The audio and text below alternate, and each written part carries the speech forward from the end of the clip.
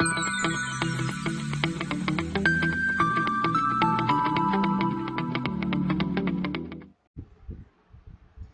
students, today in our topic of technical communication we are going to discuss about negotiation skills.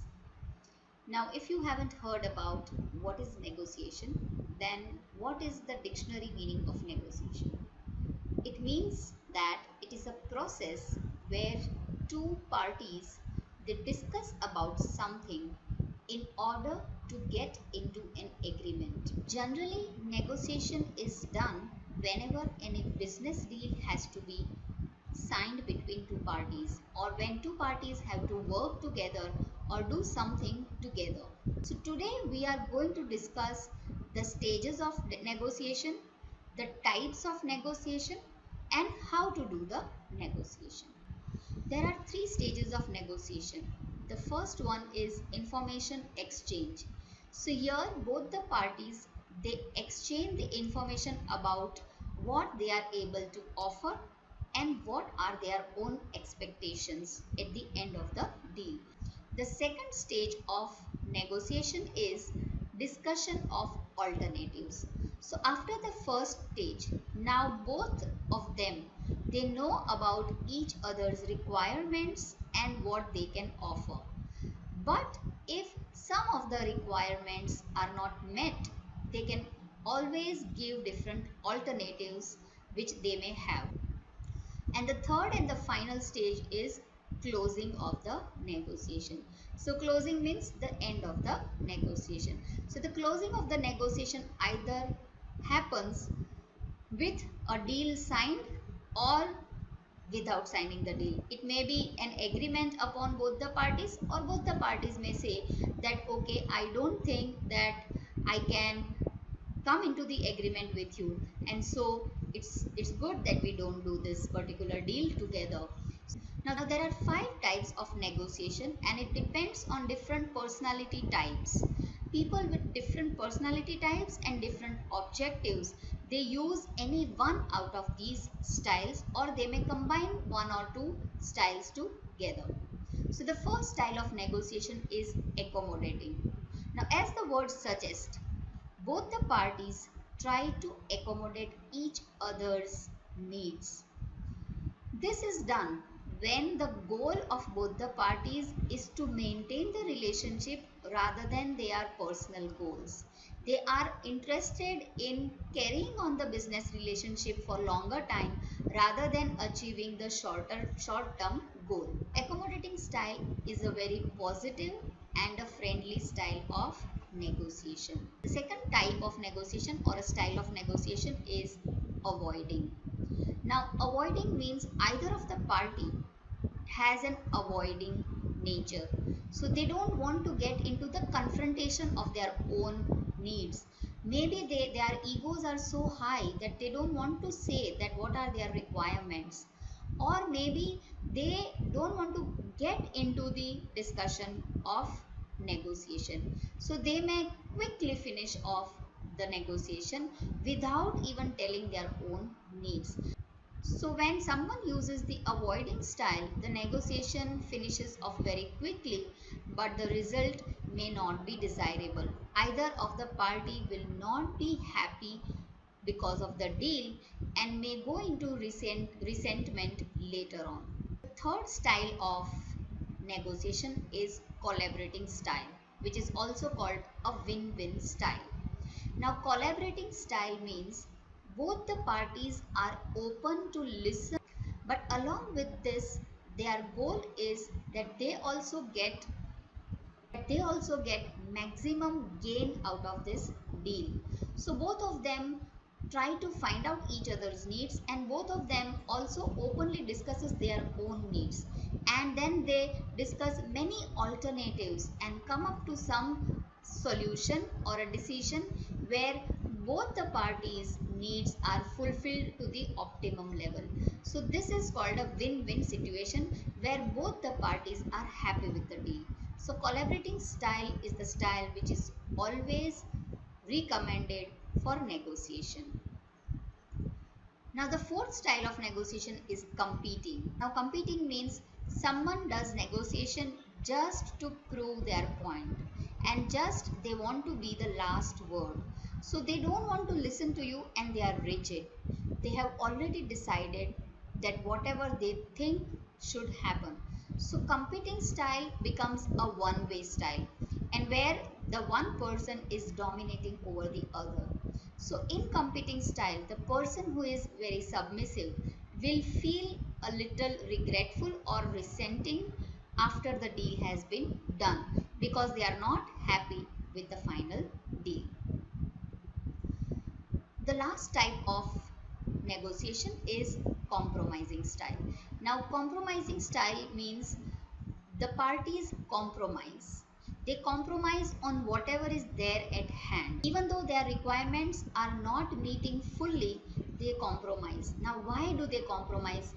This happens because of lack of time, and they quickly want the results to happen. So when quickly results are required, then this compromising style of negotiation is used. But in the long run, they won't be happy with the final deal. How to do negotiation? So first of all, preparation is required. So preparation here means being clear about your own thoughts and your requirements. Also, you should be clear about how much you can give to the other party, and you should also be ready for each and every alternative which can happen for the particular deal.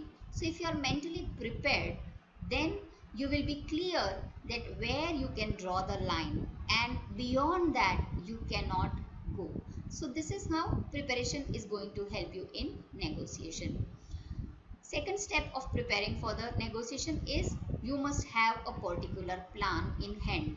Now, plan means that you must prepare yourself mentally about the kinds of um, questions or the kinds of requirements that you will face in front of the other person, and you must assume or you must imagine that what kind of requirements the other person will come up with, and you must be ready with a plan that if the person will ask me A, then I will give this answer, or I will be ready with this particular plan.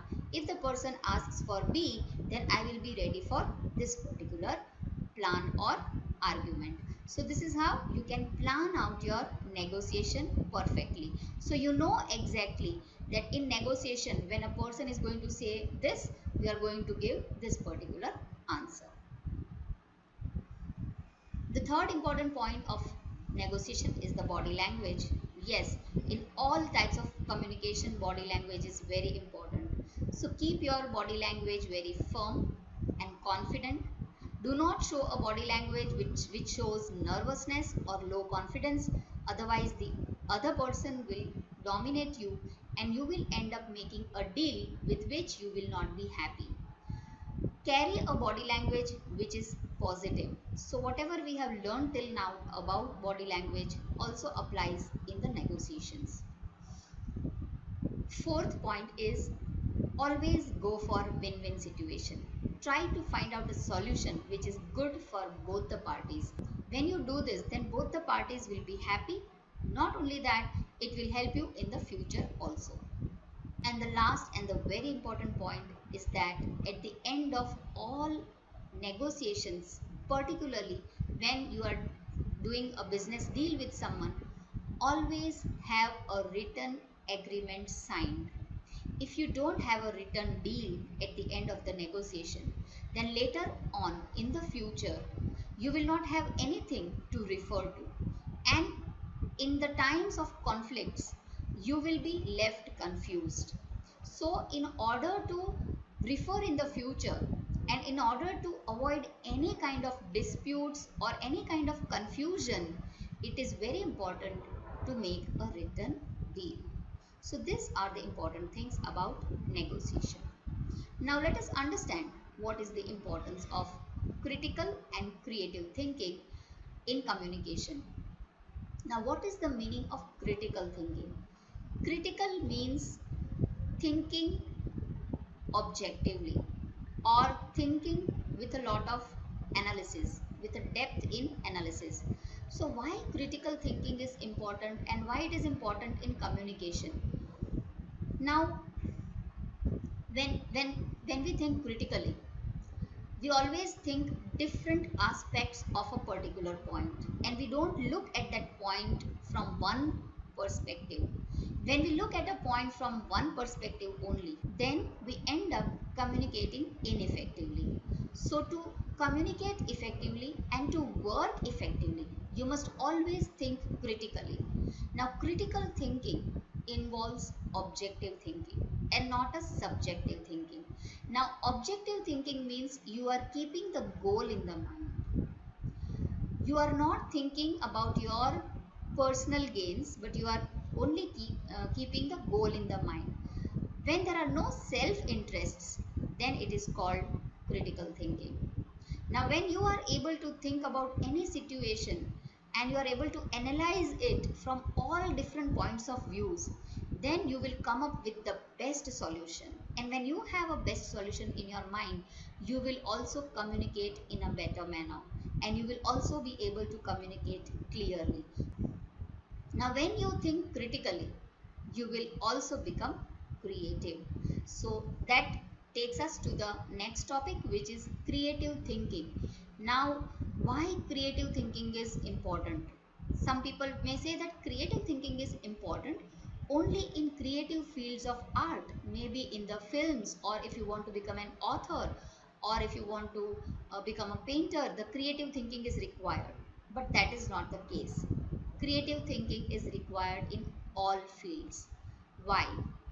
Because all different problems that human beings face, they can be new. And if they are new, then they don't have any solutions in the past. That means you have to think something which is completely new, which is creative. So that is why creative thinking is important. You may also have heard about the phrase thinking out of the box. Now, what is the meaning of out of the box and how is this box formed? So, this box is formed of our limited thinking, which is formed because of our education, because of our beliefs, because of what we have learned from our parents, because of what we have learned from our teachers, our past experiences, and our surrounding. So, this is what we have gathered in life, and we only know what is there in the box. But there can also be things which is outside the box. This box only has our own experiences and learning. But there are other people who may have a completely different experience and a different learning and a different belief, and their point of view can also be taken into consideration. So, if we remain inside the box and only think according to our own beliefs and learnings and experiences, we end up bringing up the solutions which were already there in the world. We keep on repeating things if we don't think outside the box. So it is very, very important to be creative. If we don't be creative, we cannot bring about solutions to our new problems in our environment, in our work life, or in the society. Another important point for being creative is that another aspect of the need of being creative is that everything can be better than what it is. So, the processes that you may be following in your organizations or the products that are already there in the market, they all can be improvised. But they can only be improvised if someone can think creatively and come up with something which is completely new. Now, why do people don't think very creative? Why normally we have very less people who think creatively? What are the reasons for that? So, for that, let us understand this concept of out of the box. When a person has to think creatively, the person will have to go out of the box. And when one goes out of the box, it is going out of the comfort zone, something which is unknown. Whatever is there inside the box is already known. It has proofs. All the scientific principles and all the theorems, they all are already proved by different scientists and mathematicians and all the scholarly people. They are already proven. But what is out of the box is not proven.